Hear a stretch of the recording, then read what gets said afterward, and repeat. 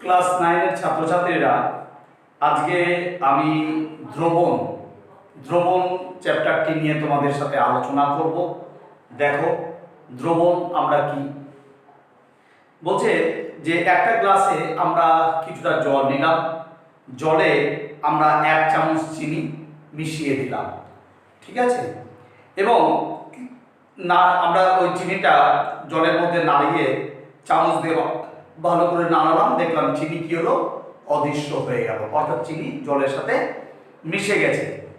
এবার হচ্ছে চিনি মেশানো জলের উপরের অংশ থেকে বা মাঝের অংশ থেকে বা নিচের অংশ থেকে আমরা 3টা অংশ ভাগ করে নিলাম। গ্লাসের একদম উপরের অংশ, মাঝের অংশ, নিচের অংশ। এই 3টা অংশ থেকে 1 চামচ করে জল নিয়ে যদি আমরা স্বাদ নিই, তাহলে কি দেখব, সব অংশের স্বাদ কিন্তু সমান মিষ্টি। আমি উপরের অংশের স্বাদ নিলাম, যেরকম মিষ্টি পাবো, মাঝের অংশের স্বাদ নিলাম, একই রকম মিষ্টি পাবো, জলের নিচের অংশের স্বাদ নিলাম, একই রকম মিষ্টি পাবো। এর থেকে বোঝা যায় যে চিনি জলে দ্রবীভূত হয়ে একটা সমসত্ব মিশ্রণ তৈরি করেছে, অর্থাৎ চিনি জলের সাথে মিশে গেছে, মিশে গিয়ে কোন মিশ্রণ তৈরি করেছে, একটা সমসত্ব মিশ্রণ তৈরি করেছে। জলের ও চিনির এই সমসত্ব মিশ্রণকেই আমরা বলি দ্রবণ। এক কথায় আমরা বলি এটাকে দ্রবণ। তো চিনি আর জলের এই দ্রবণের চিনির পরিমাণ কম, চিনি জলে দ্রবীভূত হয়েছে। আমরা চিনি আর জল, তাহলে দেখো ভালো করে খেয়াল করো, আমি 1 গ্লাস জল নিয়েছি আর চিনি 1 চামচ মিশিয়েছি, তাহলে এখানে জলের পরিমাণ কিন্তু বেশি আর চিনির পরিমাণ কম, তাই না? আর কি, আর চিনি কিন্তু জলে গুলে গেছে বা মিশিয়ে দেওয়া হয়েছে। তাহলে এই দ্রবণে চিনি হচ্ছে দ্রাবক। তাহলে মনে রাখবে, দ্রবণের মধ্যে দ্রবণ কি, দ্রাবক প্লাস দ্রাবক। দেখো, আমরা চিনি প্লাস জল ইকুয়ালস টু কি হলো, শরবত।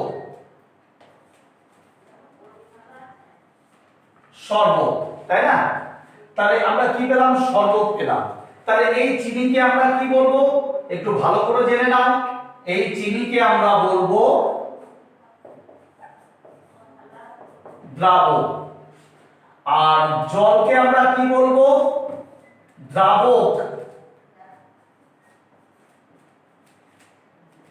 ঠিক আছে? তাহলে চিনি হচ্ছে দ্রাবক, জল হচ্ছে দ্রাবক, আর শরবতকে আমরা কি বলবো, শরবতকে আমরা বলবো দ্রবণ। তাহলে বুঝতে পারছো? তাহলে আমরা দ্রাবক কোনটা, আমরা বলবো দ্রবণের মধ্যে যা পরিমাণ কম থাকবে, ঠিক আছে, অর্থাৎ যে দ্রাবকে দ্রবীভূত হবে, অর্থাৎ চিনি জলের মধ্যে কি হচ্ছে, দ্রবীভূত হয়ে যাচ্ছে, তাহলে চিনি হয়ে যাচ্ছে দ্রাবক আর জল হয়ে যাচ্ছে দ্রাবক। তাহলে দ্রাবক আর দ্রাবক মিশে গিয়ে তৈরি করে দিল কি, দ্রবণ। তাহলে বুঝতে পারছো? তাহলে আমরা বলবো দ্রবণের মধ্যে যার পরিমাণ কম থাকবে তাকে বলবো দ্রাবক, আর দ্রবণের মধ্যে যার পরিমাণ বেশি থাকবে সেটা হয়ে যাবে দ্রাবক, আর দ্রবণ হচ্ছে দ্রাবক প্লাস দ্রাবক। ঠিক আছে? তাহলে আমরা দেখলাম যে আবার আমরা উভয়ই দেখলাম দ্রাবক। তাহলে এখন আমরা বলছি দ্রবণ কাকে বলে। দ্রবণের যদি সংজ্ঞা বলি আমরা, তাহলে দ্রবণ কাকে বলে, 2 বা ততোধিক, অর্থাৎ 2 বা 3টে বা 4টা 2 বা ততোধিক পদার্থের কঠিন, তরল, গ্যাসীয় 3 রকমই হতে পারে। কঠিনের ক্ষেত্রেও হতে পারে, তরলের ক্ষেত্রেও হতে পারে, গ্যাসীয় অবস্থায়ও হতে পারে।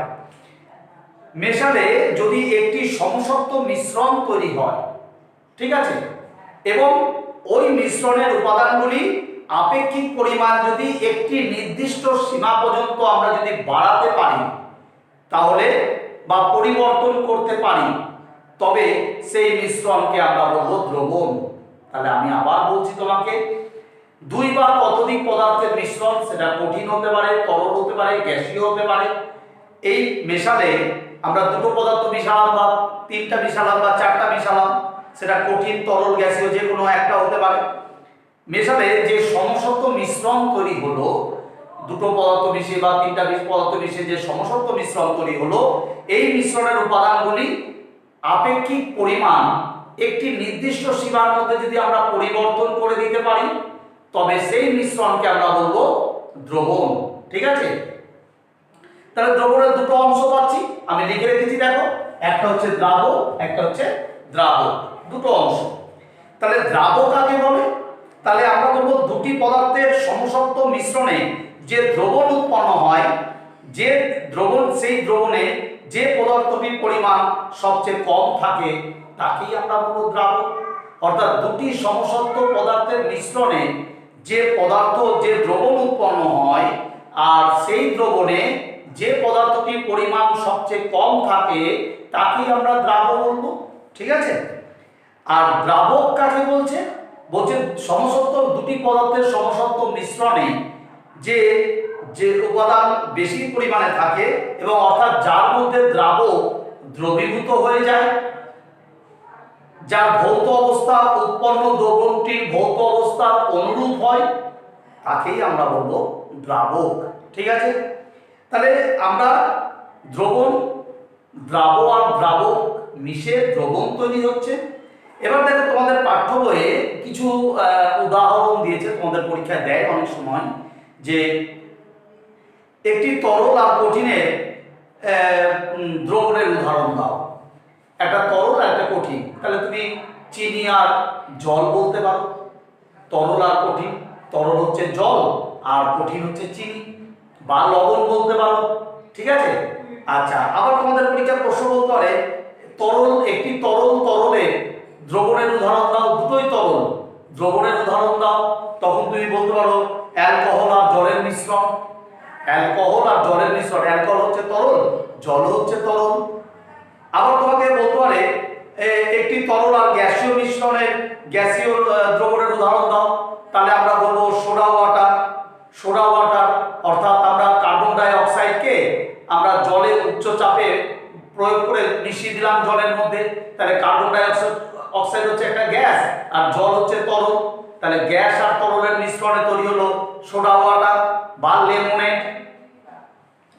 আচ্ছা, আবার বলতে পারে কঠিন আর তরলের, তাহলে কঠিন হচ্ছে sodium amalgam. Sodium amalgam, sodium আর পারদের মিশ্রণ। সোডিয়াম আর সোডিয়াম হচ্ছে তোমার কঠিন, আর পারদের দ্রবণ তোমার তরল।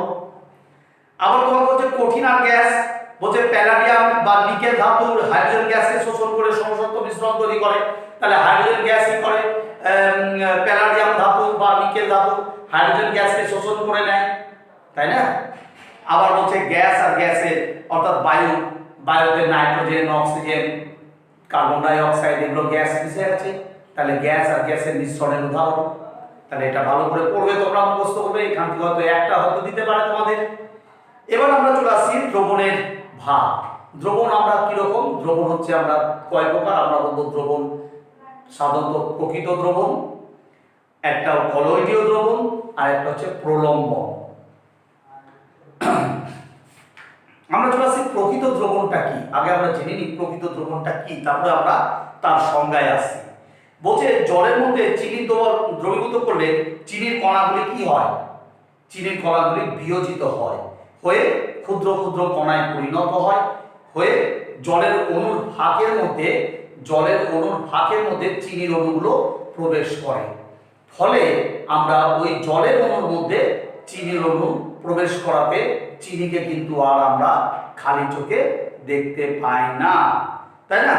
অদৃশ্য হয়ে পড়ে। এই রকম মিশ্রণকে দ্রাবক আর দ্রাবের কোনো পার্থক্য বোঝা যায় না। তাই জলে দ্রবীভূত চিনির কণাগুলির ব্যাস 10⁻⁻8 সেমি বা তার চেয়ে ছোট হয়। এই ধরনের মিশ্রণকে প্রকৃত মিশ্রণ বা প্রকৃত দ্রবণ বলে। তাহলে জলে দ্রবীভূত চিনির কণা, চিনির কণা এর ব্যাসটা কত? চিনির কণার ব্যাস বলছে 10⁻⁻8।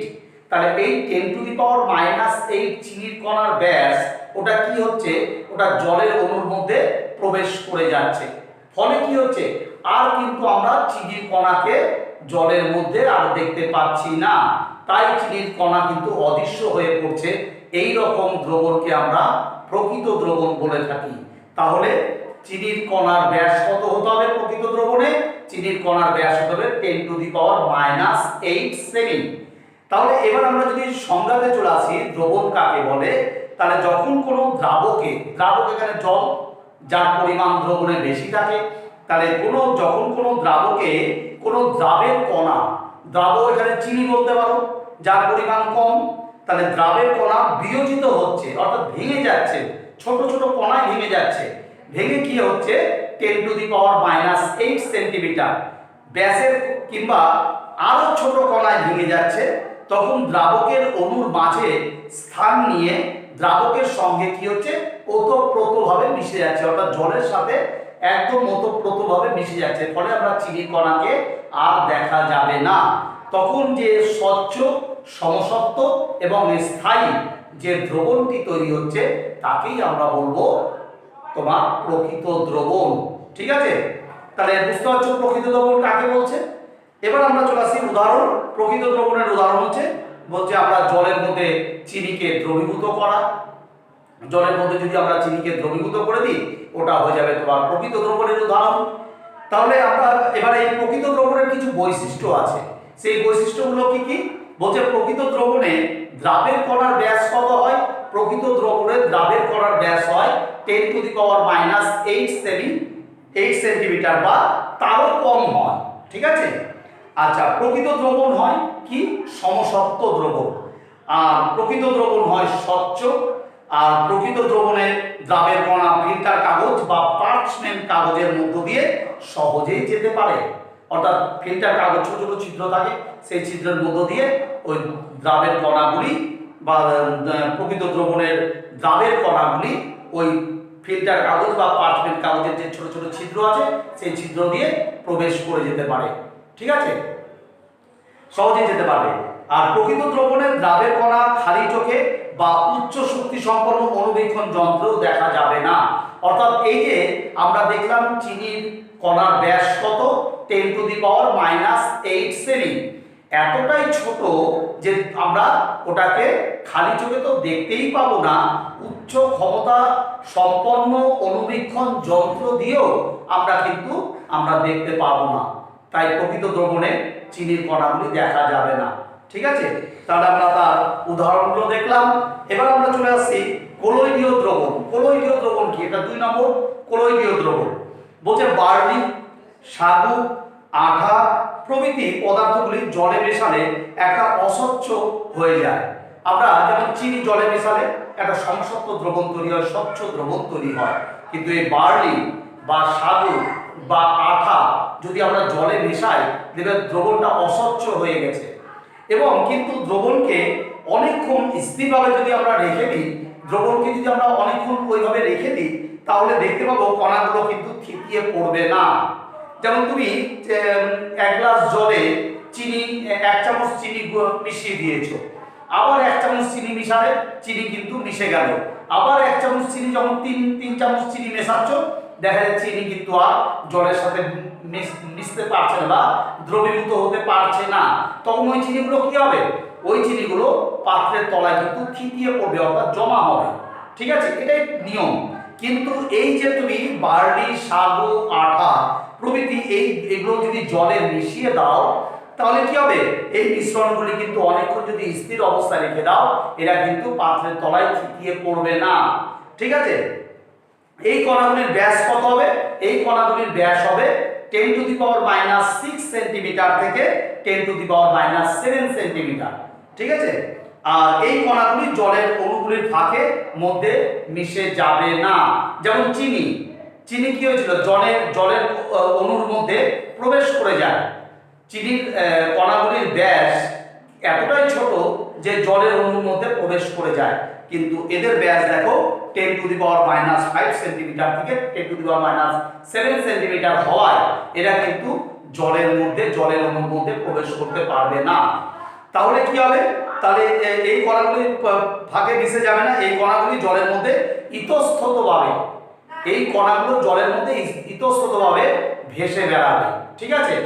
আর এবং প্রলম্বিত অবস্থায় থাকবে, না ডুববে না উপরে পাত্রের উপরে ভেসে উঠবে। আমার কথা বুঝতে পারছো? পাত্রের উপরে একবারে চলে যাবে না, আবার পাত্রের তলায়ও চলে যাবে না, এরা মধ্যবর্তী অবস্থায় এরা ভেসে বেড়াবে। এই ধরনের মিশ্রণকে বলা হচ্ছে কলয়ীয় দ্রবণ। বুঝতে পারছো? তাহলে কলয়ীয় দ্রবণের সংজ্ঞায় আমরা চলে আসছি। তাহলে কলয়ীয় দ্রবণ কাকে বলে? বলছে যখন কোনো দ্রাবের মধ্যে কোনো অদ্রাব্য কণা, অর্থাৎ জলে দ্রবীভূত হচ্ছে না, তাহলে অদ্রবীভূত থাকছে, অদ্রাব্য কণা, সূক্ষ্ম কণা 10⁻⁻5 সেন্টিমিটার থেকে 10⁻⁻7 সেন্টিমিটার যখন হয়ে যাচ্ছে তাদের ব্যাস, তখন কি হচ্ছে? এই কণাগুলো জলের মধ্যে প্রলম্বিত অবস্থায় থাকছে, অর্থাৎ একেবারে উপরে গিয়ে ভাসছে না, আবার একেবারে পাত্রের তলায় জমা নিচে থিতিয়ে পড়ছে না, ঠিক আছে? তারা কি হচ্ছে? পাত্রের মধ্যবর্তী স্থানে ওরা ভেসে বেড়াচ্ছে, ইতস্ততভাবে ঘুরে বেড়াচ্ছে, দ্রবীভূত হয় না। এই অস্বচ্ছ অসমসত্ব মিশ্রণকে আমরা বলবো কলয়ীয় দ্রবণ। খুব ইম্পর্টেন্ট, ভিভিআই। এই মিশ্রণগুলিকে, কণাগুলিকে ফিল্টার কাগজের মধ্য দিয়ে সহজেই যেতে পারে। এই কণাগুলো ফিল্টার কাগজের মধ্য দিয়ে সহজেই যেতে পারবে, কিন্তু পার্চমেন্ট কাগজের মধ্য দিয়ে যেতে পারবে না, পার্চমেন্ট কাগজের মধ্যে দিয়ে আটকে যাবে, ঠিক আছে? যেতে পারবে না। তখন এই অস্বচ্ছ অসমসত্ব স্থায়ী মিশ্রণকে বলা হবে কলয়ীয় দ্রবণ। খুব ভালো করে মনে রাখবে। যেমন উদাহরণ যদি নিই আমরা ভাতের, আমরা বলতে পারি ভাত তৈরি করার সময় যে আমরা ফেন পাই, ফয়কার দন্তন ফেন, আমরা যে ফেন পাই সেই ফেন হচ্ছে একটা কলয়ীয় দ্রবণ। আমাদের দেহের রক্ত কিন্তু একটা কলয়ীয় দ্রবণ, ঠিক আছে? তারপরে গরম জলে বার্লির মিশ্রণ, সেটাও কিন্তু একটা কলয়ীয় দ্রবণ। এই কলয়ীয় দ্রবণের কিছু বৈশিষ্ট্য রয়েছে। কি কি বৈশিষ্ট্য আমরা দেখব? বলছে কলয়ীয় দ্রবণের কলয়েড কণাগুলির ব্যাস কত হবে? আমরা পড়ে আসলাম, সংজ্ঞাতে পেয়েছি। কলয়েড কণাগুলির ব্যাস কত হবে? যে কণাগুলো দ্রবণে প্রলম্বিত অবস্থায় থাকবে, দ্রবণে মিশবে না, ইতস্ততভাবে ভেসে বেড়াবে, সেই কণাগুলো যারা পার্চমেন্ট কাগজের মধ্য দিয়ে যেতে পারবে না, ফিল্টার কাগজের মধ্য দিয়ে যেতে পারবে, কিন্তু পার্চমেন্ট কাগজে বাধা পড়বে, সেই অস্বচ্ছ অসমসত্ব স্থায়ী যে কণাগুলো, সেই কণাগুলোর ব্যাস কত হবে? সেই কণাগুলোর ব্যাস হবে 10⁻⁻5 সেমি থেকে 10⁻⁻7 সেন্টিমিটার। খুব ভালো করে মনে রাখবে। তাহলে বলছে এই কণাগুলির ব্যাস এত সেন্টিমিটার হয়। এই কণাগুলি কি হয়? কলয়ীয় দ্রবণ কিন্তু অসমসত্ব হয়। আর কি হয়? এই দ্রবণটি অস্বচ্ছ হয়। আর কলয়ীয় দ্রবণ ফিল্টার কাগজ ভেদ করে যেতে পারে, ফিল্টার কাগজের ছোট ছোট ছিদ্রকে ভেদ করে চলে যাবে, কিন্তু পার্চমেন্ট কাগজের ছোট ছোট ছিদ্রকে ভেদ করতে পারবে না, ঠিক আছে? আর কলয়ীয় কণাগুলি খালি চোখে দেখা যায় না, কিন্তু উচ্চ শক্তি সম্পন্ন অণুবীক্ষণ যন্ত্র দিয়ে কিন্তু আমরা একে দেখতে পাবো, খালি চোখে দেখতে পাওয়া যাবে না। কলয়ীয় দ্রবণের যদি তীব্র আলোকরশ্মি চালনা করা হয়, কলয়েড কণাগুলি দ্বারা ওই আলোকরশ্মিগুলি প্রতিফলিত হয়। কলয়েড কণা, যে কণাগুলো প্রলম্বিত অবস্থায় ইতস্তত অবস্থায় ভেসে বেড়াচ্ছে দ্রবণের মধ্যে, সেই কণাগুলোর মধ্যে দিয়ে যদি আমি আলো ফেলি, টর্চের আলো ফেলি, সেই কণাগুলো কি করবে? টর্চের আলোকে প্রতিফলিত করবে, ঠিক আছে? তখন আমরা বলবো যে এই যে ক্ষুদ্র ক্ষুদ্র কণাগুলোকে আমরা দেখতে পাবো, প্রতিফলিত আলো আমাদের চোখে এসে পড়বে। ওই কণাগুলোর মধ্যে তুমি টর্চের আলো ফেললে ওই কণাগুলো কি করবে? ওই আলোকে তোমার দিকে ফিরিয়ে দিবে। তখন ওই আলো যখন তোমার চোখে এসে পৌঁছাবে, তখন তুমি ওই কণাগুলোকে দেখতে পাবে, অর্থাৎ তুমি অণুবীক্ষণ যন্ত্রে দেখতে পাবে। তখন আমরা বলবো, উচ্চ শক্তি সম্পন্ন অণুবীক্ষণ যন্ত্রে দেখতে পাবে, তখন আমরা বলবো এই যে আলো ফেলার ফলে কণাগুলি আলো প্রতিফলিত করলো, তাকে বলবো আমরা টিন্ডাল প্রভাব, ঠিক আছে? এই ঘটনাটিকে বলা হয় টিন্ডাল প্রভাব। খুব ভালো করে পড়বে, তোমাদের পরীক্ষা দিতে পারে টিন্ডাল প্রভাব কি।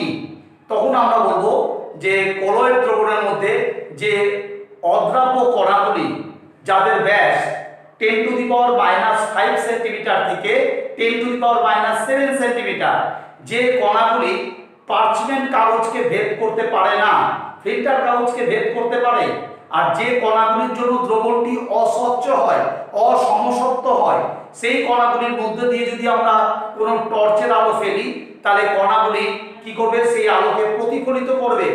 এই ঘটনাকে বলা হয় টিন্ডাল প্রভাব। খুব ভালো করে পড়বে, তোমাদের পরীক্ষা দেয় টিন্ডাল প্রভাব কি বা টিন্ডাল প্রভাব বলতে কি বোঝো, 2 নম্বরের প্রশ্ন দেয়। এবার আমরা চলে আসছি প্রলম্বন, আরেকটা দ্রবণ প্রলম্বন বা সাসপেনশন। তোমরা মনে রাখবে অনেক সময় পরীক্ষায় কিন্তু সাসপেনশন দেয়। সাসপেনশন কি বা সাসপেনশনের সংজ্ঞা দাও বা প্রলম্বনের সংজ্ঞা দাও। তাহলে দেখো আমরা বলছি একটা খালি গ্লাসে কিছুটা জল নিলাম, ঠিক আছে। এবার ওই জলে 1 চামচ বালি, তোমরা তো বালি সবাই দেখেছো, বালি আমি গুলে দিলাম। তো দেখো জলটাকে ভালো করে খেয়াল নাড়াও, কি দেখলাম এবার গ্লাসটিকে টেবিলের উপর অনেকক্ষণ রেখে দিলে কি দেখতে পাবে, অনেকক্ষণ তুমি 10-15 মিনিট রেখে দাও বা 20 মিনিট বা আধ ঘন্টা রেখে দাও, তুমি তারপর এসে কি দেখবে বালিগুলো ওই গ্লাসের তলায় জমা হয়েছে আর উপরে স্বচ্ছ দ্রবণ, ঠিক আছে। তো গ্লাসের জলে বালি নাড়ালে মিশিয়ে নাড়ালে দ্রবণটি অস্বচ্ছ ঘোলা হয়ে যায়, কণাগুলি জলের মধ্যে ইতস্ততভাবে ঘুরে বেড়ায়। এই ঘোলা মিশ্রণটি অনেকক্ষণ স্থিরভাবে রেখে দিলে কি হবে, অপেক্ষাকৃত ভারী কণাগুলি অভিকর্ষ টানের প্রভাবে পাত্রের তলায় এসে জমা হবে, তাই না, দিয়ে পড়বে। এই সূক্ষ্ম কণাগুলি প্রলম্বিত অবস্থায় থাকে। এই অদ্রাব্য কণাগুলির ব্যাস কত হয়, যেগুলো সূক্ষ্ম কণা সেগুলো তো আর পাত্রের তলায় জমা হবে না, সেগুলো দ্রবণের মধ্যে ভেসে থাকবে। আর যেগুলো ভারী কণা সেগুলো অভিকর্ষ বলের টানে পাত্রের তলায় এসে জমা হবে। আর যেগুলি সূক্ষ্ম কণা সেগুলি কি হবে, দ্রবণের জলের মধ্যে ভেসে বেড়াবে। আর এই কণাগুলোর ব্যাস কত হবে, এই কণাগুলির ব্যাস হবে 10⁻⁴ সেন্টিমিটার বা তার বেশিও হয়। এই অদ্রাব্য কণার সূক্ষ্ম চূর্ণ এবং জলের এই অসমসত্ব মিশ্রণকে বলা হচ্ছে প্রলম্বন বা সাসপেনশন। ভালো করে মনে রাখবে। তাহলে প্রলম্বনের সংজ্ঞায় চলে আসছি। প্রলম্বন কি বা প্রলম্বনের সংজ্ঞা দাও। বলবো যখন কোনো কঠিন পদার্থ কি হচ্ছে, সাধারণত তরল দ্রাবকের মধ্যে -10⁻⁴ সেমি বা তার বেশি অধিক ব্যাস বিশিষ্ট ক্ষুদ্র কণা বিভাজিত হয়ে অস্বচ্ছ, অসমসত্ব, অস্থায়ী মিশ্রণ উৎপন্ন করে এবং মিশ্রণে অবস্থিত দ্রাবের কণাগুলি ফিল্টার কাগজ বা পার্চমেন্ট কাগজের মধ্য দিয়ে যেতে পারবে না, কোনো কাগজের মধ্যে দিয়েই যেতে পারবে না। এই মিশ্রণকে আমরা বলবো প্রলম্বন বা সাসপেনশন, ঠিক আছে। যেমন একটা উদাহরণ নাও তোমরা, জলের মধ্যে বালি বা চকের গুঁড়ো বা মাটি মিশিয়ে দিলে ভালো করে ঝাঁকালে প্রলম্বন বা সাসপেনশন উৎপন্ন হবে। তুমি জলের মধ্যে বালি মিশিয়ে দিয়েছো বা কাদা মিশিয়ে দিয়েছো বা চকের গুঁড়ো মিশিয়ে দিয়েছো, তাহলে এবারে ওটাকে ঝাঁকালে ভালো করে নাড়িয়ে দিলে, নাড়ালে কি হবে, একটা অস্বচ্ছ দ্রবণ তৈরি হবে। আচ্ছা, এবং পুকুরের ছোট পুকুরে অনেকজন একসাথে সাঁতার কাটলে পুকুরের জল কি হয়ে যায়, দেখবে ঘোলা হয়ে যায়, তাই না, ওটা একটা প্রলম্বন। আচ্ছা, আবার পুকুরের এই ঘোলা জল হচ্ছে একটা সাসপেনশন বা প্রলম্বন। তো এই প্রলম্বনের বৈশিষ্ট্য কি কি, কিছু বৈশিষ্ট্য আছে, সেই বৈশিষ্ট্যগুলো ভালো করে দেখতে হবে। দেখো প্রলম্বনের দ্রাবের কণাগুলির ব্যাস কত হবে, বলছে 10⁻⁴ সেন্টিমিটার বা তার বেশি হয়। আচ্ছা, আর প্রলম্বন অসমসত্ব হয়, প্রলম্বন অস্বচ্ছ হবে, আর প্রলম্বন দ্রাবের কণাগুলি ফিল্টার কাগজ বা পার্চমেন্ট কাগজ, কোনো কাগজের মধ্য দিয়ে যেতে পারবে না বা ভেদ করতে পারবে না। আর প্রলম্বন দ্রাবের কণাগুলি সাধারণত অণুবীক্ষণ যন্ত্রের সাহায্যে এমনকি খালি চোখেও দেখা যায়। আমরা খালি চোখে দেখতে পাই। তুমি জলের মধ্যে বালি মিশিয়ে দিয়েছো, জলের মধ্যে তুমি কাদা মিশিয়ে দিয়েছো বা জলের মধ্যে তুমি চকের গুঁড়ো মিশিয়ে দিয়েছো, তুমি প্রত্যেকটাকে খালি চোখে দেখতে পাচ্ছ। তাহলে আমরা এই কণাগুলোকে আমরা খালি চোখে দেখতে পাবো, ঠিক আছে। এবার আমরা চলে আসছি, দেখো যে বিভিন্ন কলোয়ীয় দ্রবণের প্রকৃতি। বিভিন্ন কলোয়ীয় দ্রবণের প্রকৃতি কিরকম, যেমন জলে দেখো স্টার্চ বা শ্বেতসার, যাকে আমরা বাংলায় শ্বেতসার বলি, শ্বেতসার, জিলেটিন এক প্রকার আঠা, প্রোটিন, গাম তোমরা জানো আঠা জাতীয়, এই ইত্যাদি জলাকর্ষী পদার্থ, এরা প্রত্যেকে জলকে শোষণ করে, ঠিক আছে। এরা জলাকর্ষী পদার্থ, এগুলোকে মিশিয়ে ঝাঁকালে সহজে কলোয়ীয় দ্রবণ তৈরি হয়। তাহলে কলোয়ীয় দ্রবণের কোনগুলো কলোয়ীয় দ্রবণ তৈরি করে, স্টার্চ করে, গাম করে, প্রোটিন করে, জিলেটিন করে ইত্যাদি। আচ্ছা, অতিরিক্ত পরিমাণ জলের মধ্যে অল্প পরিমাণ তেল মিশিয়ে দিয়েছো, ঠিক আছে, 1 গ্লাস জলে তুমি 4-5 ফোঁটা তেল মিশিয়ে দিয়েছো। এবার মিশিয়ে খুব ভালো করে ঝাঁকিয়ে কলোইডীয় দ্রবণ তৈরি হয়। এই ধরনের কলোইডীয় দ্রবণকে আমরা ইমালশন বলি।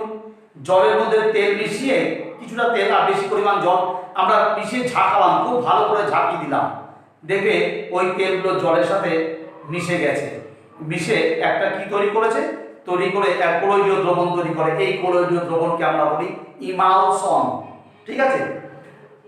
জলের মধ্যে সাবান বা ডিটারজেন্ট মিশিয়ে খুব ভালোভাবে নাড়ালে আমরা ফেনা উৎপন্ন হয়, আমরা সকলেই জানি ফেনা উৎপন্ন হয়। এই ফেনা এক প্রকারের কলোইডীয় দ্রবণ। আবার হচ্ছে সোডিয়াম থায়োসালফেটের লঘু জলীয় দ্রবণ সালফিউরিক অ্যাসিড যদি যোগ করি তাহলে কলোইডীয় সালফার পাওয়া যায়, এটাও একটা কলোইডীয় দ্রবণ আমরা বলতে পারি। তাহলে এবার আমরা দেখতে পাচ্ছি কলোইডীয় দ্রবণ, প্রকৃত দ্রবণ, কলোইডীয় দ্রবণ আর প্রলম্বন, এদের মধ্যে পার্থক্য কি? তাহলে এদের মধ্যে পার্থক্যগুলো দেখো, আমরা যে বৈশিষ্ট্যগুলো পড়ে এসেছি সেই বৈশিষ্ট্যগুলোই তুলে ধরা হয়েছে এখানে, প্রত্যেকটা বৈশিষ্ট্য। তাহলে বৈশিষ্ট্যগুলো আমরা লিখলেই আমরা পার্থক্য হয়ে যাবে, তখন কিন্তু আমরা বৈশিষ্ট্যগুলো লিখবো না, আমরা পার্থক্য আকারেই লিখবো। দেখো আমি একটা পড়ছি, যেমন আমাদের প্রকৃত দ্রবণ। প্রকৃত দ্রবণে দ্রাবক কণার ব্যাস কত হয়, যেগুলো দ্রবণের মধ্যে থাকছে, যেমন জলের মধ্যে চিনির কণার ব্যাস কত হবে, 10⁻⁻8 সেমি বা তার কম হয়। আর কলোইডীয় দ্রবণ কণার ব্যাস 10⁵ সেমি থেকে 10⁻⁷ সেন্টিমিটার। আর প্রলম্বনে 10⁻⁻4 সেমি বা তার বেশি হয়। দেখো আমরা প্রত্যেকটা কিন্তু বৈশিষ্ট্যতে এগুলো পেয়েছি। তারপর আরেকটা বলছি, দেখো যে প্রকৃত দ্রবণ কিন্তু সমসত্ব হয়, আবার কলোইডীয় দ্রবণ অসমসত্ব হয়, আবার প্রলম্বন অসমসত্ব হয়। আমরা এটাও কিন্তু দেখো বৈশিষ্ট্যতে পেয়েছি। তাহলে আমি আর পড়ছি না, প্রত্যেকটা বৈশিষ্ট্য তুমি যদি ভালো করে পড়তে পারো তাহলে তুমি পার্থক্য নিজেই করতে পারবে, ঠিক আছে। এবার আমরা চলে আসছি জলের মধ্যে, দেখো ক্ষুদ্র আয়ন অণু আর বৃহৎ অণু দ্রবীভবন, অর্থাৎ জলের মধ্যে ক্ষুদ্র আয়ন, ক্ষুদ্র অণু এবং বৃহৎ অণু কিভাবে দ্রবীভূত হচ্ছে আমরা দেখব। দেখো যে জল হচ্ছে, আমরা জানি জল একটি উত্তম দ্রাবক বা সার্বজনীন দ্রাবক বলা হয় জলকে, তাই না? কেন বলা হয়? জলের মধ্যে কঠিন পদার্থ, তরল পদার্থ, গ্যাসীয় পদার্থ তিনটাই কিন্তু দ্রবীভূত হচ্ছে জলের মধ্যে। আবার জলকে দেখো তুমি 0°C উষ্ণতা থেকে 100°C উষ্ণতায় তরল অবস্থায় পাবে, তাই না? তাই জলকে আমরা সার্বজনীন দ্রাবক বলে থাকি। তো বলছে জল হচ্ছে একটা উত্তম দ্রাবক, জলের মধ্যে তড়িৎযোজী এবং সমযোজী উভয় প্রকার যৌগ কিন্তু দ্রবীভূত হয়। দেখো তড়িৎযোজী যৌগ একটা উদাহরণ, তোমাদের হয়তো মনে হচ্ছে যে তড়িৎযোজী যৌগটা আবার কি। তড়িৎযোজী যৌগ তোমরা সবাই জানো, কিন্তু নাম জানো না বলে তোমরা বুঝতে পারছো না। তড়িৎযোজী যৌগ, তড়িৎযোজী যৌগটা কি? আমরা যদি বলি তড়িৎযোজী যৌগ, তার একটা উদাহরণ কি হতে পারে? আমরা সোডিয়াম ক্লোরাইড। সোডিয়াম ক্লোরাইড হচ্ছে একটা তড়িৎযোজী যৌগ। আমরা যে খাদ্য লবণ বলি, আমাদের খাওয়ার নুন, খাওয়ার নুন কিন্তু ওর সাধারণ সংকেত কি? NaCl, তাই না? খাওয়ার নুনে আমরা তড়িৎযোজী যৌগ, দেখো তড়িৎযোজী যৌগ আমরা তড়িৎযোজী যৌগ যদি বলি,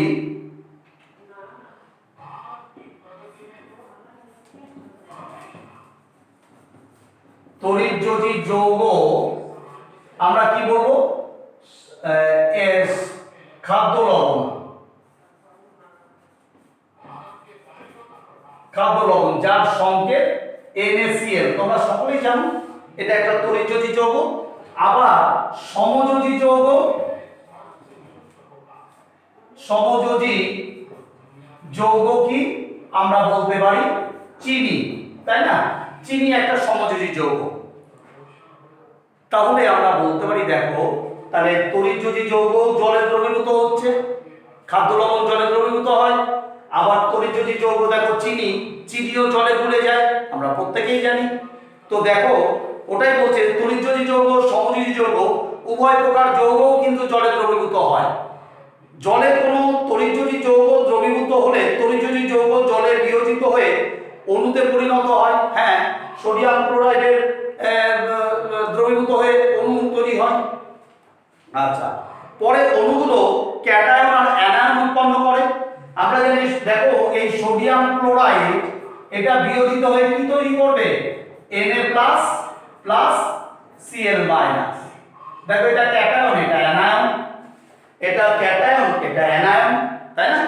তাহলে আমরা বলছি ক্যাটায়ন ও অ্যানায়নে বিয়োজিত হয়। আবার সমযোজী যৌগ যেমন চিনি, দেখো বলছে চিনি, protein, starch, DNA, deoxyribonucleic acid, DNA, এরাও জলে দ্রবীভূত হয়ে ওগুলি জলের মধ্যে বিয়োজিত হয়ে ক্ষুদ্র বা বৃহৎ অণুতে পরিণত হয়। যেসব ক্ষুদ্র অণু বা আয়নের ব্যাস 10⁻⁻8 সেমি বা এর চেয়ে ছোট হয় সেগুলির জলের আন্তঃআণবিক স্থানে প্রবেশ করে এবং স্বচ্ছ আর সমসত্ব মিশ্রণ তৈরি করে। যেসব অণুর ব্যাস 10⁻⁻5 থেকে 10⁻⁻7 সেমি হয় সেগুলোর জলের আন্তঃআণবিক স্থানে প্রবেশ করতে পারে না। ফলে কি হয়? ওই অণুগুলো বহু সংখ্যক জলের অণু অপসারিত করে জলের মধ্যে প্রলম্বিত অবস্থায় ভেসে বেড়ায়। এটাকে আমরা প্রলম্বন বলি, তাই না? একটি অস্বচ্ছ অসমসত্ব কলোইডীয় দ্রবণ তৈরি করে। তাহলে আমরা দেখলাম জলের মধ্যে কারা কারা দ্রবীভূত হচ্ছে, কারা কারা হচ্ছে না, সেটা আমরা দেখলাম। এবার আমরা চলে আসছি, দেখো এবার আমরা চলে আসছি বিভিন্ন প্রকার কলোইডীয় দ্রবণ, ইমালশন, অপদ্রব এবং অপদ্রব কারক। 4 রকম কলোইডীয় দ্রবণ, একরকম। নাম্বার 2 ইমালশন বা অপদ্রব, আর নাম্বার 3 হচ্ছে অপদ্রব কারক। ঠিক আছে? তাহলে কলোইডীয় দ্রবণের বিভিন্ন দশা, কলোইডীয় দ্রবণের কি কি দশা হতে পারে? তো বলছে কলোইডীয় দ্রবণ কমপক্ষে দুটো দশা আমরা দেখতে পাই। একটা হচ্ছে, একটি দশা হচ্ছে বিস্তৃত দশা, আর একটা হচ্ছে বিস্তার মাধ্যম। ঠিক আছে? দুটো দশা, একটা বিস্তৃত দশা আর একটা হচ্ছে বিস্তার মাধ্যম কলোইডীয় দ্রবণের। বিস্তৃত দশাটা কি আমরা দেখব।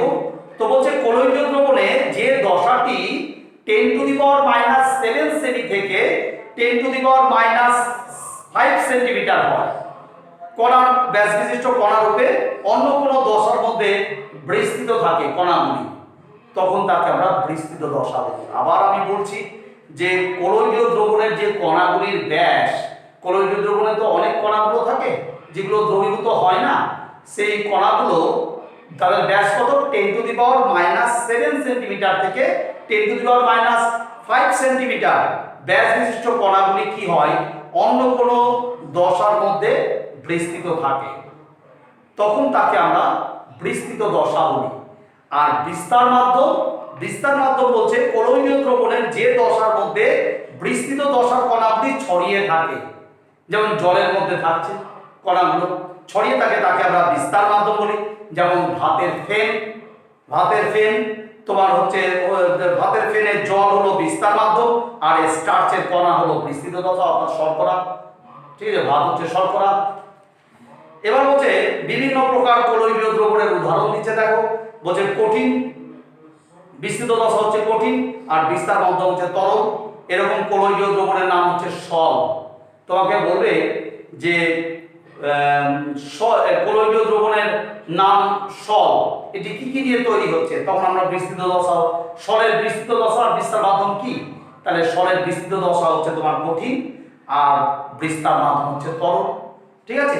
আর উদাহরণ জলের মেশানো স্টার্চ, গদ, তারপরে সিলভার সল ইত্যাদি। কঠিন, বিস্তৃত দশা কঠিন, আর বিস্তার মাধ্যম হচ্ছে গ্যাসীয়। এরকম হচ্ছে কঠিন অ্যারোসল, যেমন ধোঁয়া, বায়ুতে ভাসমান ধূলিকণা।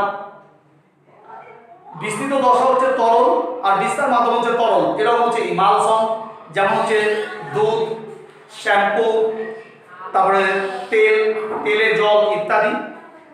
আবার বিস্তৃত দশা হচ্ছে তরল, আর বিস্তার মাধ্যম হচ্ছে গ্যাসীয়। এরকম হচ্ছে তরল অ্যারোসল, যেমন হচ্ছে কুয়াশা, মেঘ ইত্যাদি। আবার বিস্তৃত দশা হচ্ছে গ্যাসীয়, আর বিস্তার মাধ্যম হচ্ছে তরল। এরকম হচ্ছে কলোইডীয় দ্রবণ হচ্ছে ফোম, আমরা যাকে সাবানের ফেনা বলতে পারি। ঠিক আছে, আমরা যাকে সাবানের ফেনা বলি। এবার চলে আসছি আমরা, দেখো ইমালশন বা অপদ্রব। ইমালশনটা কি আমরা দেখবো ভালো করে। ইমালশন হচ্ছে একটা কলোইডীয় দ্রবণ, কিন্তু মনে রাখবে যেখানে বিস্তৃত দশা আর বিস্তার মাধ্যম উভয়ই থাকবে তরল, দুটোই তরল অবস্থায় থাকবে। বিস্তৃত দশাও তরল আর বিস্তার মাধ্যমও তরল, এরকম তাকে আমরা বলবো ইমালশন। তা ইমালশনের সংজ্ঞা নিই, আমরা বলছি একটি তরল পদার্থের মধ্যে অপর একটি অমিশ্রণীয় তরল, একটা তরল পদার্থ মধ্যে অপর একটা অমিশ্রণীয় তরল পদার্থের ক্ষুদ্র ক্ষুদ্র বিন্দুর আকারে ছড়িয়ে পড়ে এবং যে কলোইডীয় দ্রবণ তৈরি করে তাকেই আমরা বলি ইমালশন। যেমন হচ্ছে দুধ, যেমন হচ্ছে কোল্ড ক্রিম, যেমন হচ্ছে কড লিভার অয়েল ইত্যাদি। আর ইমালশন কারক বা অপদ্রব কারক কাকে বলছে? দেখো, যে পদার্থের উপস্থিতিতে কোনো অস্থায়ী ইমালশন কি হবে, তার স্থায়িত্ব বৃদ্ধি পাবে, তার স্থায়িত্ব বেড়ে যাবে, সেই পদার্থটিকে বলবো আমরা ইমালশন কারক। উদাহরণ জিলেটিন, সাবান, ডিটারজেন্ট তার উদাহরণ। আচ্ছা, এই ইমালশন আমাদের কি কি কাজে ব্যবহার হয়? দেখো, ওষুধ তৈরিতে ব্যবহার হয় ইমালশন। কিরকম? বেশ কিছু ওষুধ ইমালশন অস্থায়ী ইমালশন অবস্থায় কার্যকরী হয়। কিরকম? যেমন হচ্ছে কড লিভার অয়েল আমাদের কাজে লাগে, ভিটামিন বি কমপ্লেক্স ইত্যাদি তেল জাতীয় ইমালশন। জীবাণুনাশক রূপে দেখো, আমরা জীবাণুনাশক রূপে ডেটল ব্যবহার করি, লাইজল ব্যবহার করি, তারপরে ইত্যাদি জলের সাথে মিশিয়ে আমরা ইমালশন তৈরি করে নিই। জামা কাপড় পরিষ্কার করার সাবানের ভূমিকা দেখো, সাবানের ফেনা একটা ইমালশন আমরা বলেছিলাম। বলছে সাবান আর জলের মিশ্রণে নোংরা জামা কাপড় ডোবালে ইমালশন গঠনের মধ্য দিয়ে নোংরাগুলো কি হয়, জামা কাপড় থেকে পৃথক হয়ে পড়ে।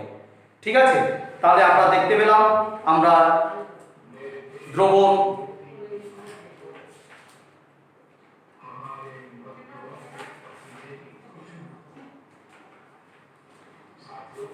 আমরা তোমাদের এই ইমালশনের ব্যবহার অবধি আজকে পড়ালাম।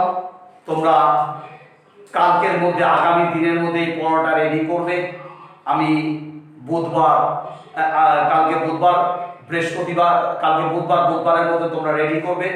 ঠিক আছে, আমি আবার বৃহস্পতিবার তোমাদের কাছে বিজ্ঞান এই দ্রবণ নিয়ে আসবো। আগামীকাল তোমাদের অঙ্ক করানো হবে। ঠিক আছে, তোমরা এই একটা দিনের মধ্যে এই ইমালশনের কয়েকটি ব্যবহার পর্যন্ত ভালো করে বুঝে পড়ে নাও। ঠিক আছে, আমরা তাহলে আজকে এই অবধি রাখলাম।